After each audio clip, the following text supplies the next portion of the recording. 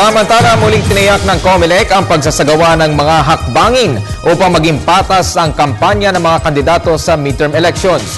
Kasama dito ang mahigpit na monitoring ng mga TV personalities na nagsusuot ng color motif ng sinusuportahang kandidato. Si Vivienne Gulia sa detalye. Babantayan ng Commission on Elections maging ang kulay ng kasuotan ng television personalities sa pagsisimula ng campaign period. Hindi pa malinaw ang rules na gagamitin sa pagmamonitor ng color motif ng television personalities.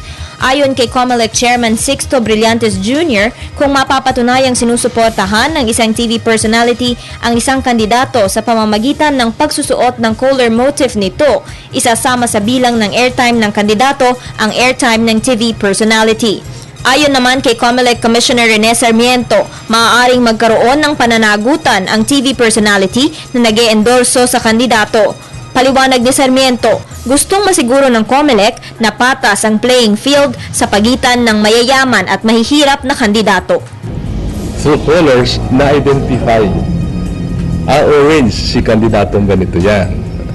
Pula, si kandidatong ganyan. So pag yan ay ginamit palagi, kumbaga, na-identify mo kung sino ang nagdadala ng kulay niyan.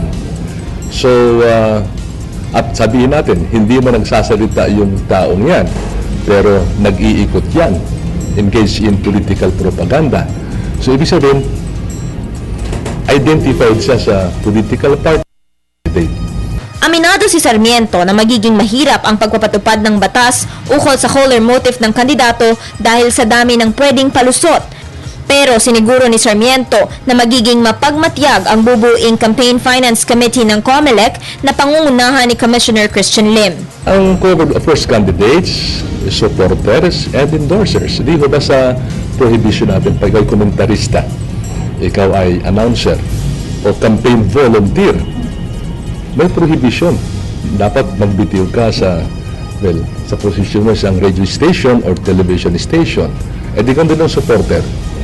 Endorser, it could be an election offense.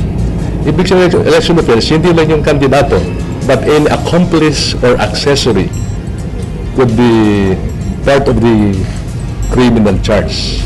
Kung ang isang TV personalities ay mapapansing nag-e-endorso ng isang kandidato sa pamamagitan ng pagsusuot ng color motif nito at palagi ang pagbanggit ng kanyang pangalan, padadalhan daw muna ng COMELEC ang naturang personalidad ng isang sulat at bibigyan ng pagkakataong magpaliwanag.